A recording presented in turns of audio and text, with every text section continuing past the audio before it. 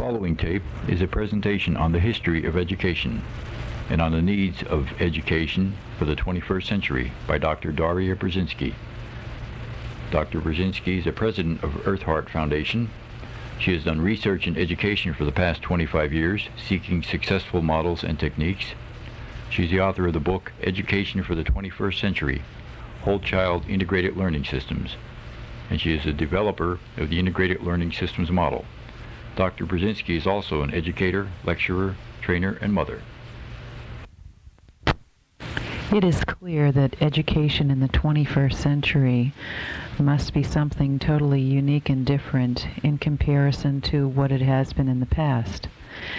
Education has a history, and we're going to go through some of the historical perceptions of the past century, this 20th century, and a slightly prior to it.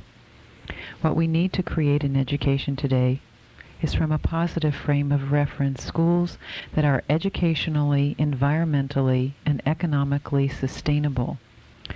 Through whole child curriculums based in holographic model learning, in cooperation with the families, the business, and the local communities. This is done through integrated systems that model a state of perpetual learning for the student, making intelligent choices and developing prevention techniques so that students learn within the parameters of personal lifelong problem-solving skills, using the local community issues as the core, rather than what we have done in the past, which is core curriculum. In 1893, a little bit of history here, the Committee of 12, a group of college and university presidents directed by Charles Eliot, president of Harvard University, created the 5 core curriculum: English, history, science, math, and foreign languages, which we operate out of today. Unfortunately, those 5 core curriculum were developed without having any scientific study or inquiry to determine which subject area to use. These 5 core curriculum developed out of perceptions from the 1800s. At that time, 15% of the student population was going to college and entering college. It was chaos.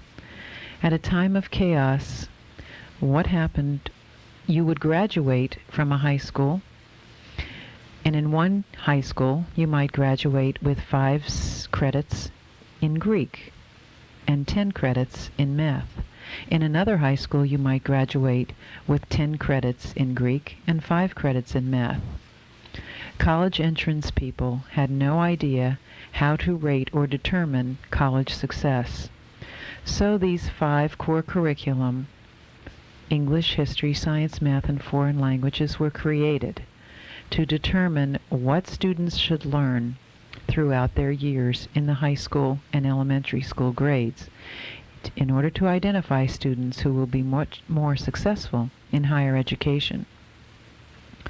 Our model also comes from a Prussian model during the era of Catherine the Great, with its chopped-up system in order to create good soldiers and factory workers.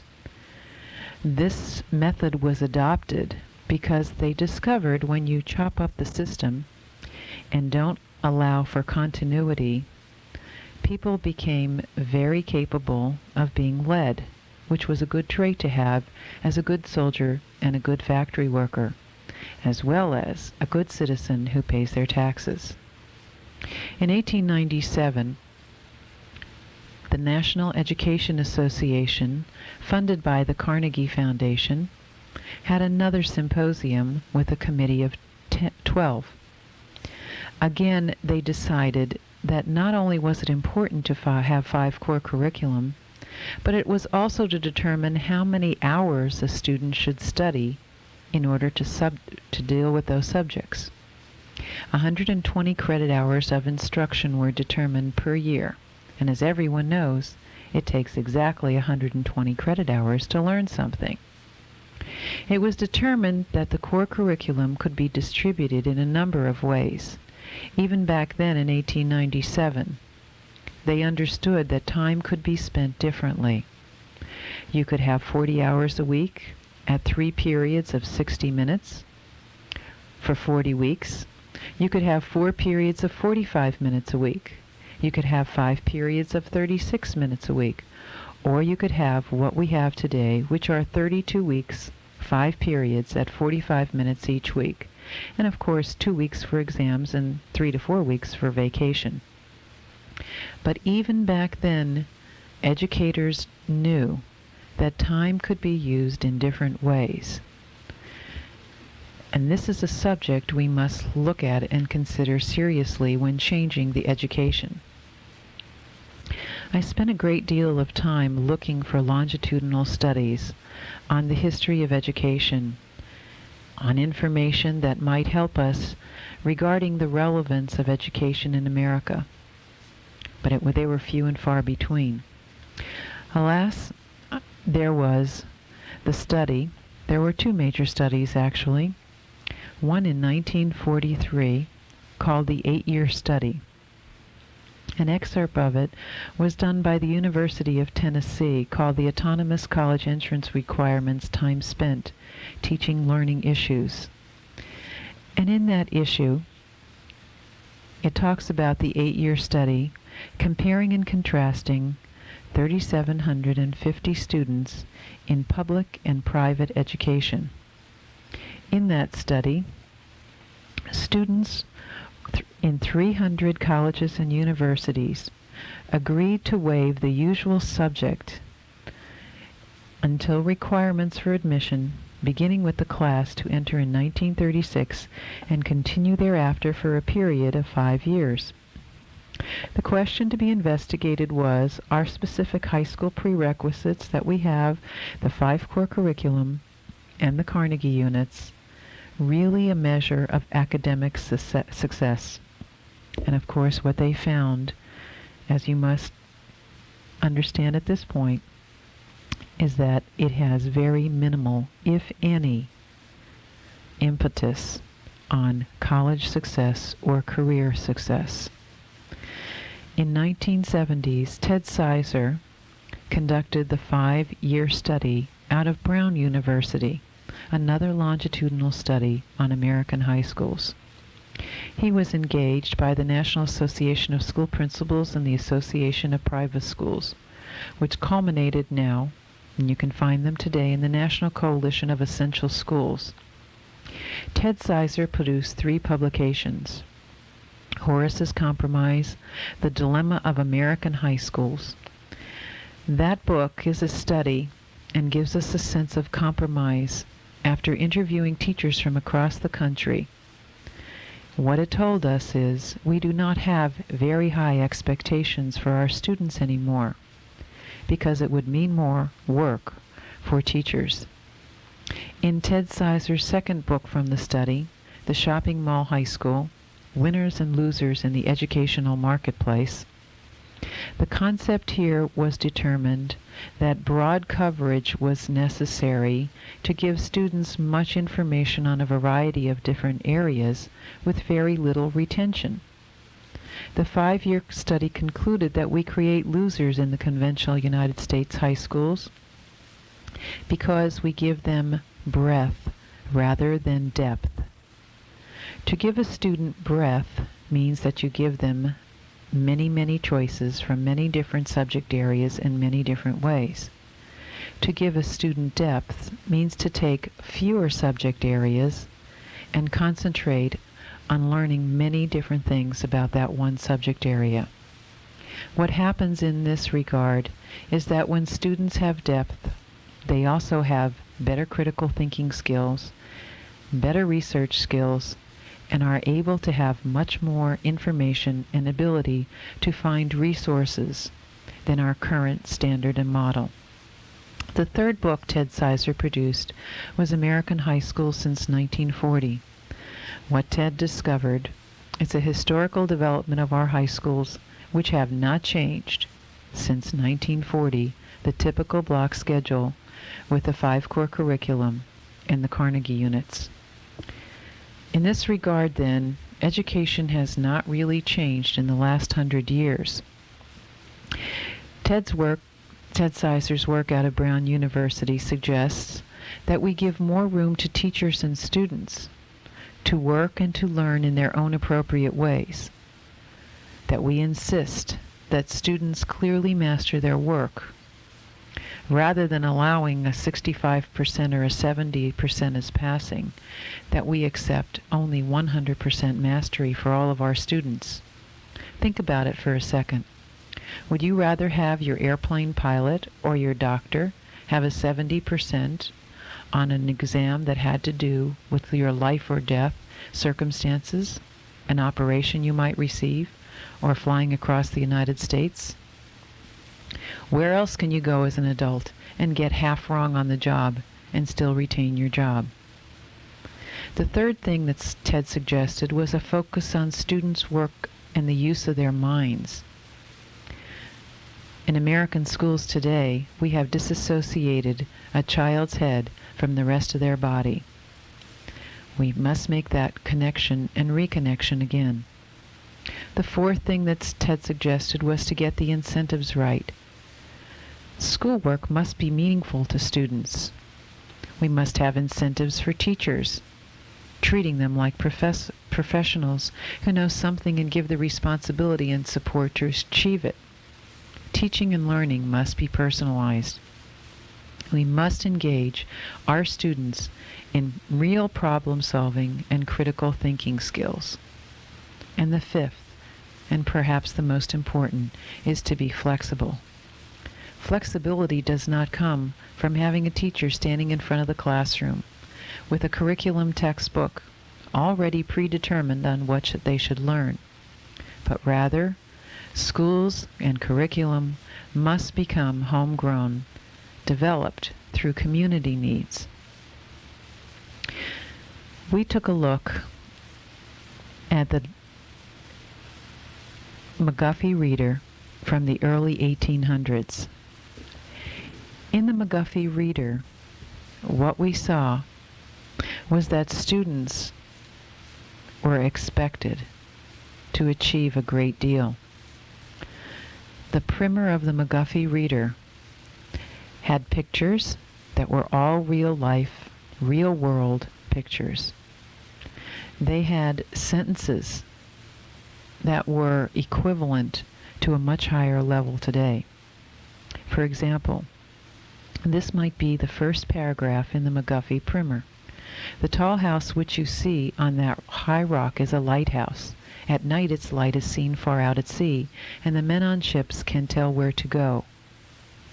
This sentence in a primer for a 5-year-old is quite extraordinary when you think about it. Prior to the beginning of every lesson would be words, vocabulary words for them to learn, with proper marks for pronunciation and looking up in the dictionary.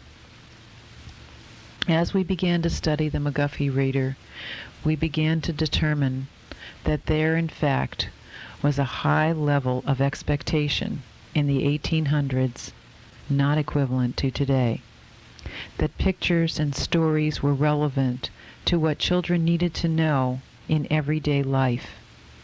And in those days, it was agrarian and mercantile culture. What we determined was the first grade Mcguffey Reader was equivalent to a 5th grade reader today. The expectation level was so high that it led students.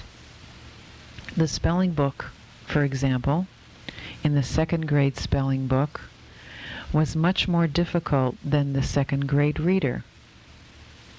You would have 3 and 4 and 5 syllable words to try and read and decipher. You also had a sense of spirituality, because God was always a subject read about.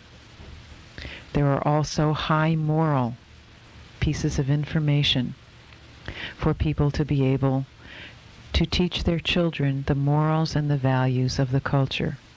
So stories were relevant to everyday life with high expectations, high morals, and high values. The Mcguffey Math Reader, again, expected a great deal from students. They were learned to do checks and balances because this was important information while running a farm or being a merchant. In a high school entrance exam, and this was an assessment done in 1885, the high school students were expected, prior to entering, to have a tremendous amount of information. The exam on the high school level demonstrated abilities in algebra, geography, grammar, history, science. For example, this was an 8th grade exam, an algebra question.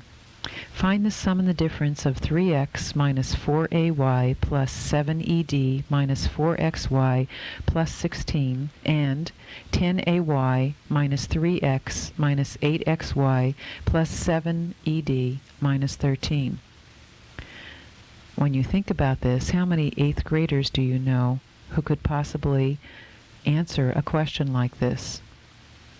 The algebra was intricate, was difficult. The questions, the geography, the history were also as difficult, and the expectation was very high. Education seems to be, from our historical culture, the need to be everything to all people. Today, the industry and corporations would have us try to develop skills in our students that equate to the job market today. According to the National Association of Colleges and Employers, in a 1998 report, employees sought skills such as interpersonal skills, teamwork, analytical, oral communication, flexibility, technology, written communication, leadership, work experience, and cooperative experience. These are not the kinds of things that we are teaching in our schools today. Not in the course of the curriculum that is determined from some curriculum textbook. These leadership skills and interpersonal skills are also considered high value in places like the Employment Commission, who ask that students not just have reading, writing, and communication skills, math and computer skills, but who know how to be good team players, are respectful of their fellow workers, have good customer relationship skills, strong work ethics, believe in the dignity of work, recognize that work is important in their lives, are committed, self-motivated, have analytical problem-solving skills, are able to follow directions, are punctual and dependable, honest and trustworthy, adaptable and flexible. These are the kinds of skills, the intangible skills, that our educational system has not been focusing on for years. There have been many attempts to change the education curriculum. We have tried restructuring process. In many states today, many individuals have tried restructuring school districts, building self-sustaining environments to improve the learning process. And what we have found in those processes in reconstruction is when reconstruction techniques are adapted to school districts, it takes having to talk to the principals, the superintendent, the school board, the community, the parents, the teachers, and the children to all decide on a strategic plan and a goal. It is most difficult for everyone to decide on any one particular goal because everyone has some sort of agenda they'd like to have see happen for our schools. Parents want career success. Business wants certain skills. Politicians have their own agenda. Building self-sustaining environments is a difficult and long process. It takes understanding how learning takes place, organizing a new structure, observing and changing, investing in a new knowledge base, and strong coaching from administrators. Unfortunately, most of the people who are involved in restructuring have all been educated in the 100-year-old 5-core curriculum and Carnegie units. If we now turn to the latest brain-mind research coming out of Stanford University, done by men like Carl Pribram and Paul MacLean, who have discovered that we not only have a left and right hemisphere, but we also have a triune brain. That is, the instinctual brain at the nape of the neck, the midbrain, which is in the center, and the forebrain, which is at your forehead. Understanding these 5 different parts of the brain is a very extensive process.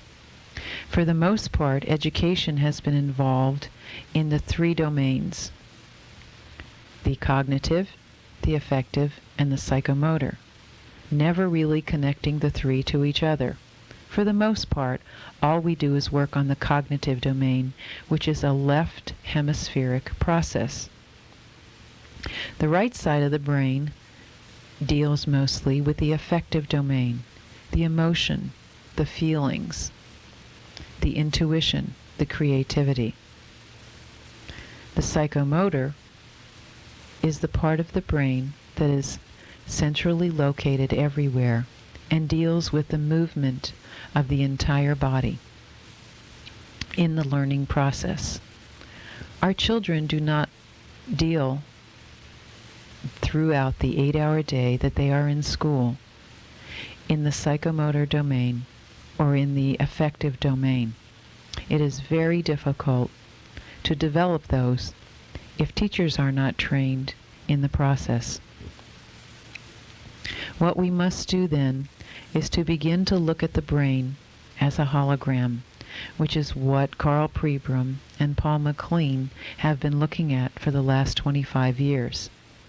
To teach holographically is very uniquely different than dealing with 5-core curriculum and Carnegie units of time spent on 5 subject matter. Now that we know about these 5 parts of the brain, we also need to look at the age and the society by which we live, which is the age of information.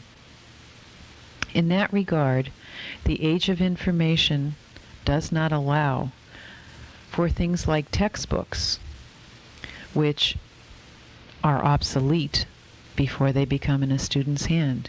It takes approximately 10 years from the time of inception to the time a textbook reaches to the school. By that time, most of the information is completely out of date. We know that children go home or spend time in school on computers and find and access information much more readily than they have ever before. What we need to teach our students is now a very different set of skills than the 5-core curriculum and the Carnegie units would have us believe. We need to rethink learning and how learning takes place for our students to be able to become successes, both career success and success in their daily life. What we need to do is to determine how learning really takes place. And it is not through the same way that the curriculum textbook guides would have us believe, by following a certain path over and over again. One of the problems of education has been that legislators have focused their attention on legislating for the minority and have created a bigger majority.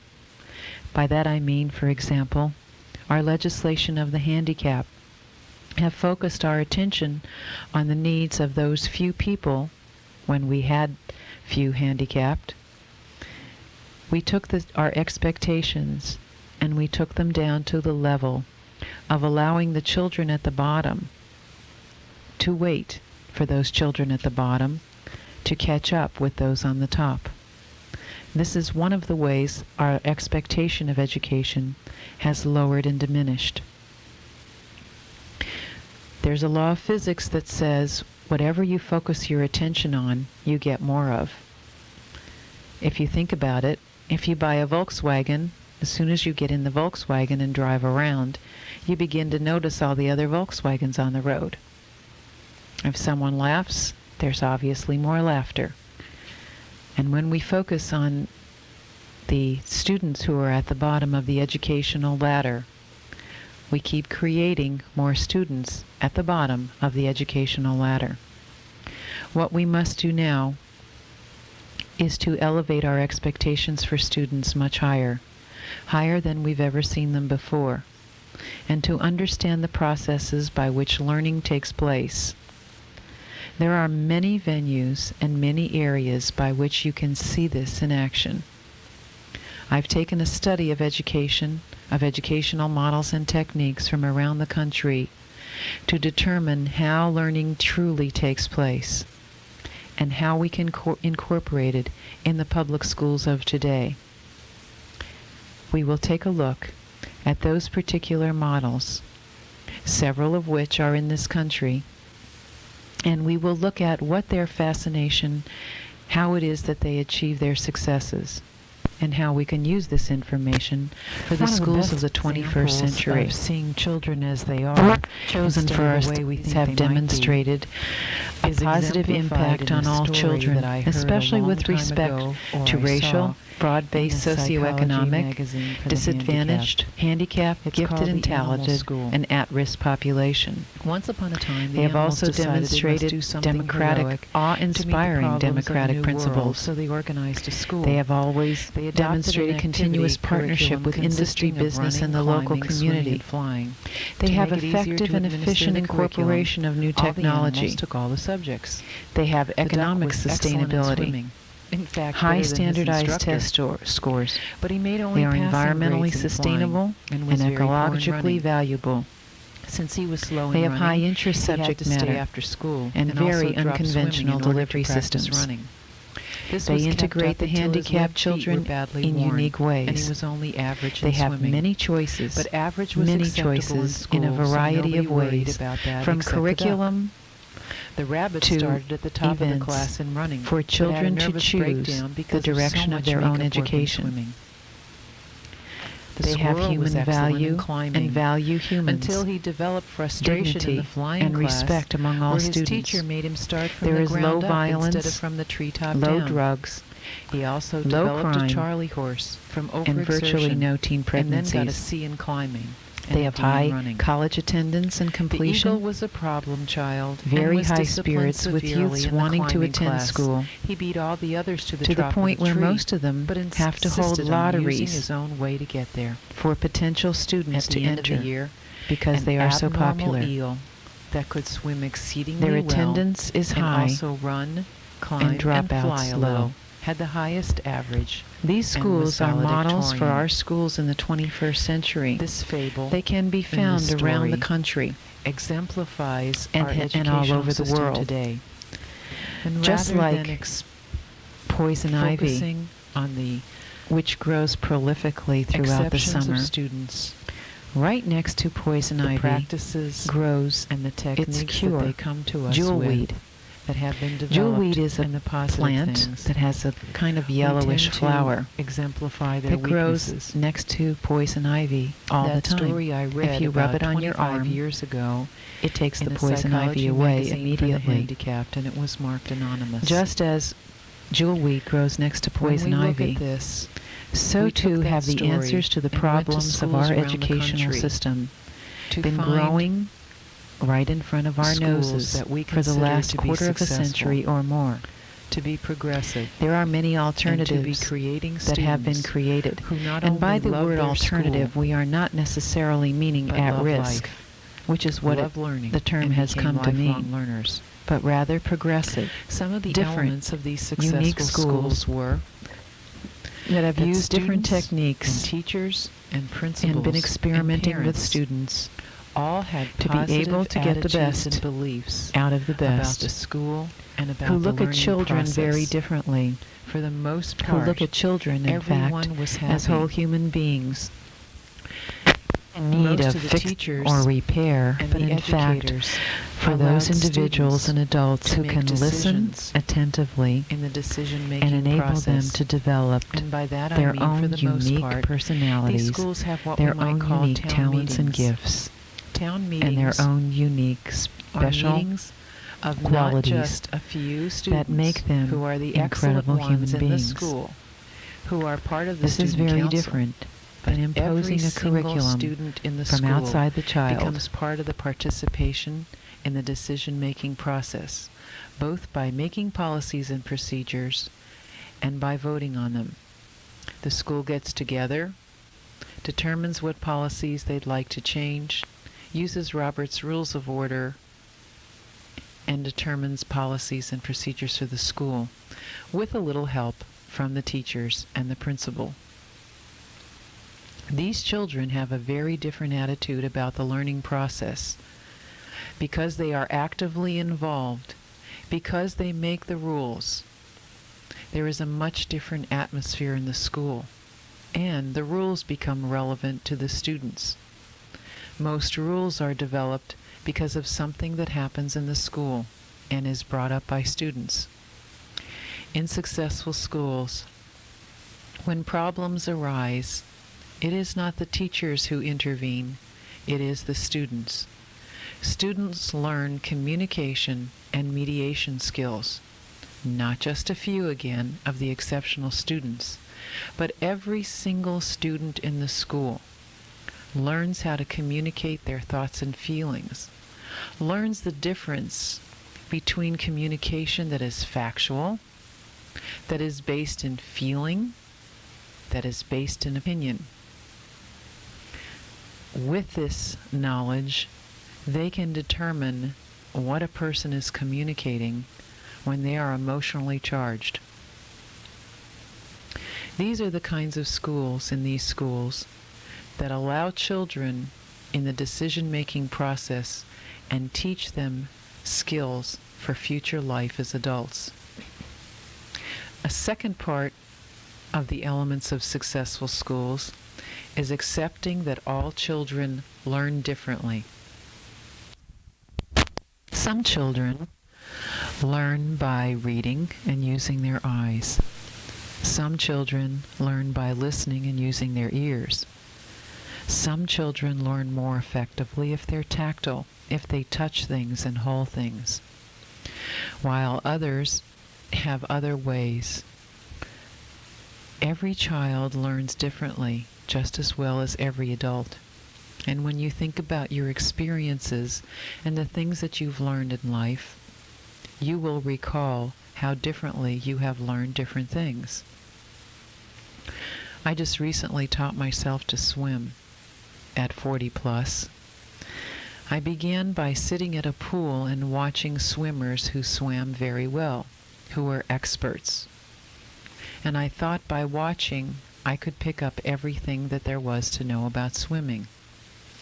For months I struggled along swimming incorrectly, but thinking and feeling that I was doing something right. Every day I would get out of the pool exhausted, my neck and shoulders hurting, and feeling very strained and just totally exhausted. A few months into my exploration in swimming, one of the women who was swimming in the pool happened to be a former trainer. She came up to me and said, "Would you like to learn how to swim?" And I said, "I'd love to. I think I'm having difficulty because I don't know how to breathe." Well, it turned out, even with as much observation as I did, I had taught myself incorrectly to swim. With that, I now had to retrain myself to learn how to swim correctly. It has taken me twice the effort to learn how to retrain myself than it would have I learned it appropriately. But I learned several lessons from that experience. One was, the most important thing I needed to learn about swimming I could not understand from observation, and that was to relax. Relaxing is a key ingredient in learning to swim, just as it is in learning of any kind. Second, I needed to learn how to breathe. underwater and above the water, and to learn how to take breaths, which was another thing I didn't learn very well by trying to attempt to teach myself. I thought I could tell just by observing, but I was wrong, because I kept inhaling a great amount of water every time I put my face in the water. What I didn't know was I needed to breathe out of my nose, not in and out of my mouth. Each of us learns in so many different ways. Unfortunately, when we learn incorrectly, it takes a tremendous amount of information and repatterning to learn correctly. Wouldn't you rather teach children correctly the first time? By teach children correctly, we need to learn how to listen to their interests, to learn to listen to what they want to learn. Children know instinctively many of the things that they want to learn. It is for us to learn to listen to them. And that brings us to our third observation of successful schools, that they are child-centered learning experiences. And by that I mean, it is not the teacher standing up in front of the classroom with a textbook and curriculum guide. It is a learning environment where the teacher has learned to listen to where students gravitate, where the teacher has created an environment in the classroom of exploration, where the children can move around no matter what age they are, from preschool to 16th grade, and they can use every part of their brain in all the domains, from the psychomotor, the affective, and the cognitive, in the process of learning. A child-centered classroom is one where the child directs the learning process. However, you would no more put a 3-year-old out in the yard with the gate open to go out to traffic any more than you would give a child total freedom. A teacher is a guide, just as parents are guides.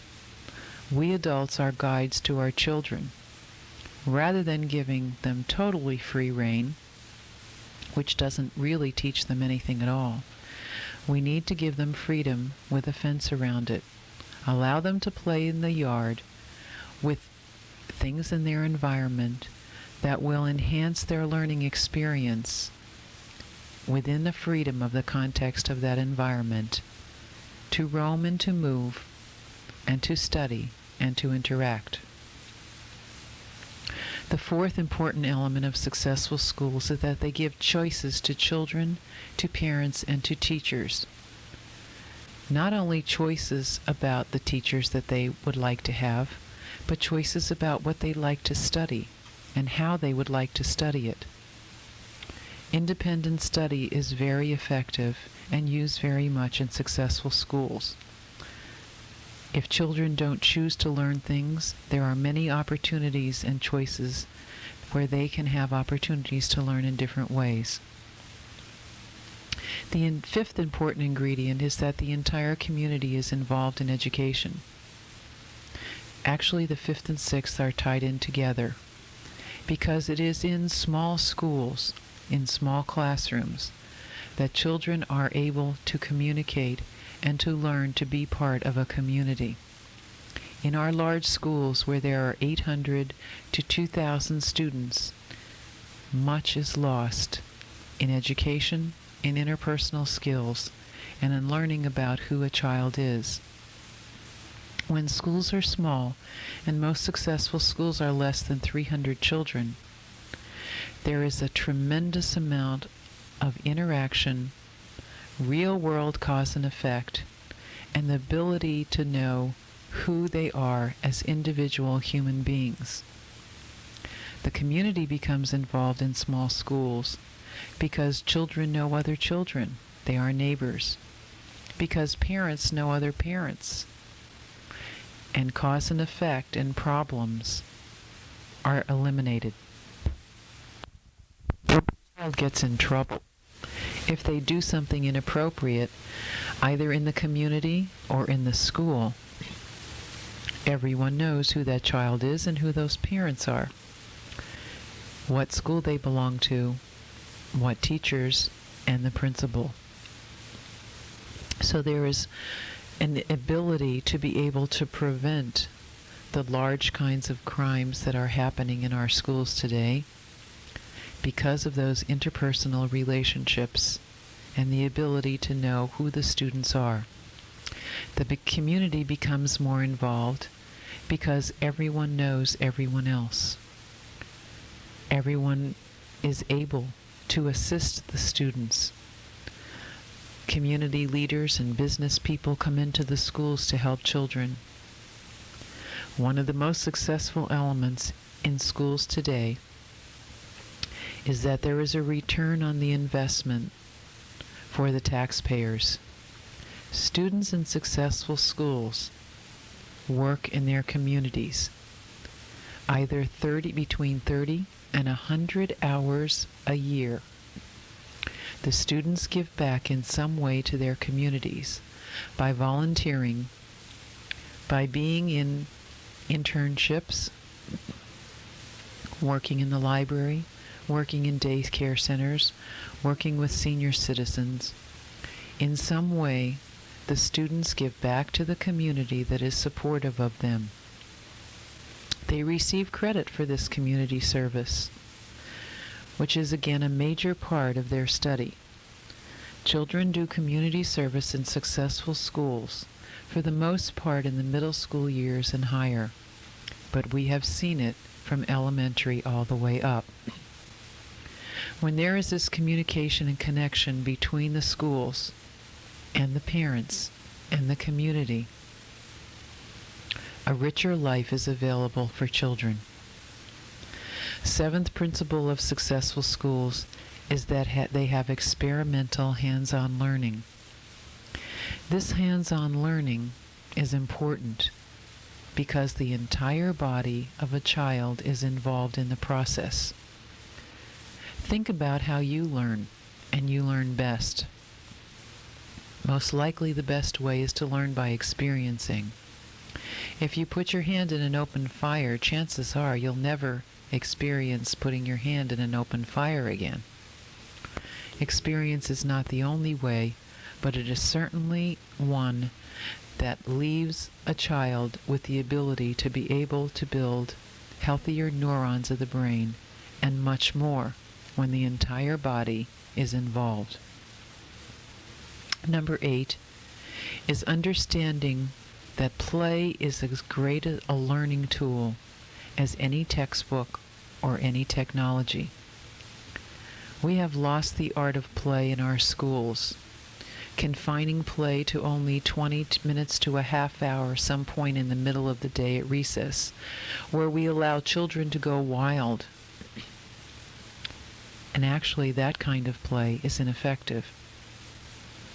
Effective play for learning as a learning tool is one where the children are able to move around the classroom, are able to integrate the information that they have learned in appropriate ways, where they can build blocks and leave them stay up for days at a time, where they can play with art and music and let it flow through the curriculum throughout the day, where they can use the information that they have gleaned from the classroom and use it as a play activity.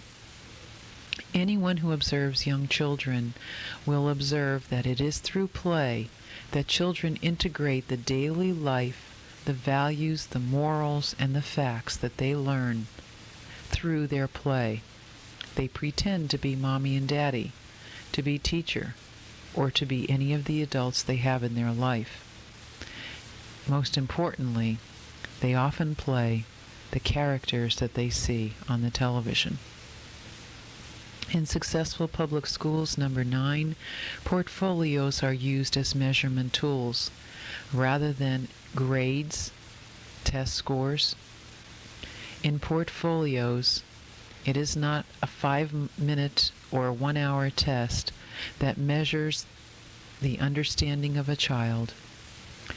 It is a combination of the many tasks and the many activities that they have performed throughout a year that is successful. In portfolios, you'll also find letters of recommendation from teachers, information about service work in the community. Much information is found, much more, in a portfolio that will determine the success of a child than in any test, SAT or otherwise. More and more colleges and universities are looking at portfolios, not just from art students or music students, but from all students. Senior projects are also important in these successful schools.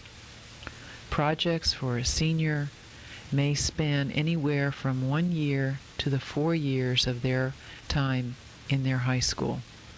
An in-depth project that reflects their understanding and their knowledge that they have chosen to study over a long period of time. In successful schools, number 10, teachers have a lot of worldly experience.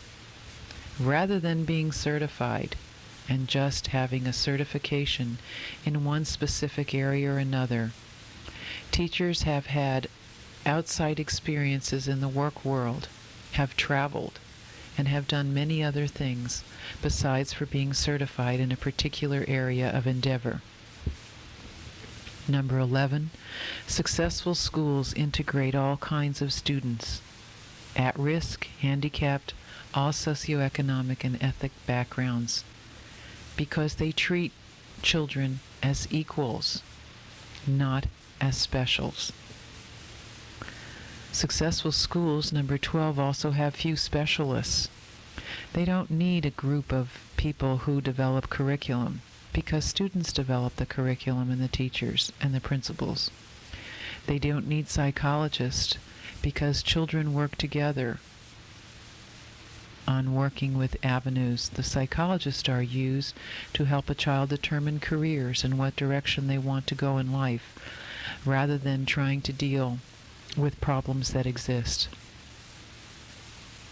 In successful public schools, number 13, there are dramatically modified teacher training programs. Teachers learn to work together, not to compete with each other. That's very unique in our society today, because teachers, once become trained through certification programs, generally never have to go back to school again to keep their certification, nor do they ever have to work with their co-workers in meaningful ways to help children. But in successful schools, teachers develop curriculum, integrated curriculum. These are the kinds of things that are significant in our world today. For example, if you think of technology, you need information in science, in mathematics, and in English in order to understand technology. Why wouldn't it be more appropriate for those teachers to work together to enable students to be able to learn how to integrate and think about text? 14, students are promoted by ability rather than by age or by grade. A student must perform the tasks for which they have committed in order to be able to go on to the next subject area or curriculum of study. This, in fact, is a better way of looking at students than by age or by grade, because we all know that we all learn differently at different paces and at different times in our life. Something that we may have struck us when we were very young may hit us when we are 30 years of age. But it doesn't take anyone to understand that moving by ability rather than by age or by grade is significant for helping us to make expectations high for students. Those students who are willing, ready, and able to want to learn subject areas at their own pace will often learn subjects that might take 4 years in a 1-year period. We need to give students those opportunities, the ones who want to excel quicker and faster. And we also need to give opportunities for students who perhaps aren't able to move as quickly. Each of those opportunities must be available for students. Number 15, Americans in particular use their tools obsessively. Rather than using textbooks, curriculum guides, tests, and computers as the focus of our attention, we need to use them as tools. You wouldn't find a carpenter walking around with a hammer glued to his arm or his hand. He uses them at appropriate times and appropriate places. But we become obsessed with our tools in America. Whatever new technology comes down the road, rather than testing it and determining whether or not it's appropriate for learning, we immediately integrate it in the classroom.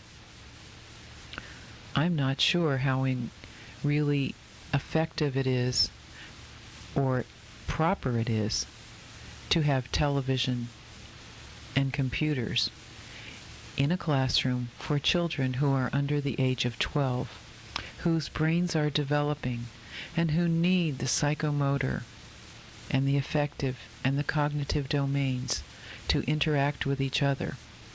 A child sitting in front of a television mostly has a mind whose state is in alpha. In that alpha state, the midbrain, which is in the triune brain, is bypassed. What happens is in children who watch the television and the computer for extensive periods of time, the midbrain contains conscience, contains emotions, imagination, and creativity. That is bypassed when a child sits in front of the television computers for long, extensive periods of time. Jane Healy is number one right now, and Ralph Nader, in making the public aware of these things with regard to incorporating them in our curriculum for children at early ages. Number 16, children need to understand that education is a privilege rather than a right. When in the schools with lotteries, when education is viewed as a privilege, children behave much differently because they understand that if they don't, they won't be allowed that privilege ever again.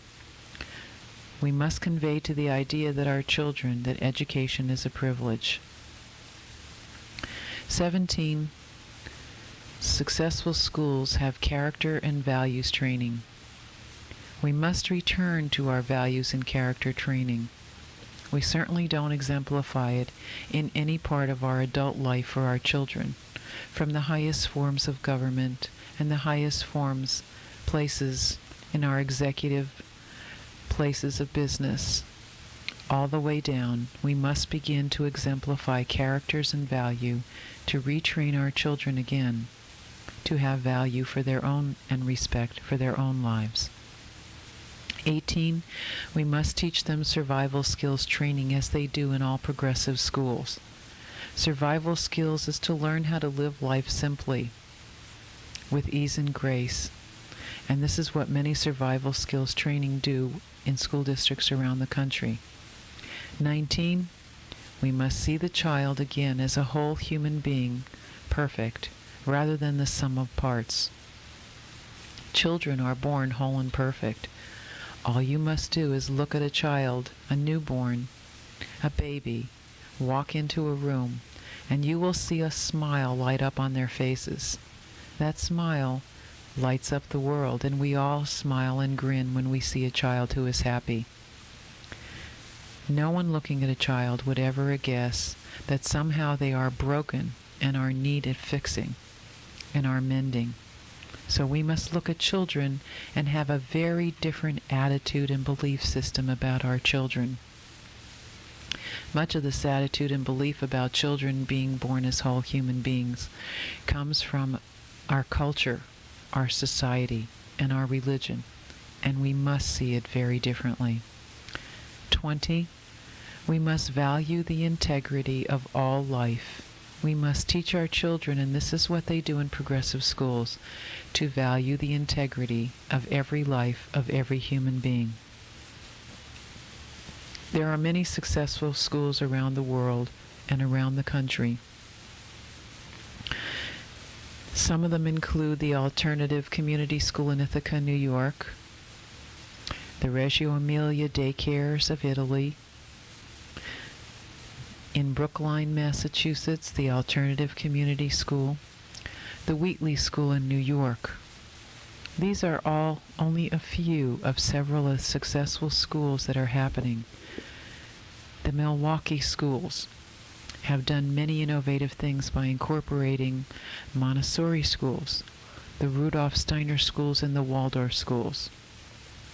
These are all good examples of models happening in the world today that are doing something special for children by looking at the unique spirit, the soul of each individual child, and recognizing that for everyone the learning takes place differently. That children don't need to be tested to find out how intelligent they are or whether they are successful. They don't need 5-core curriculum.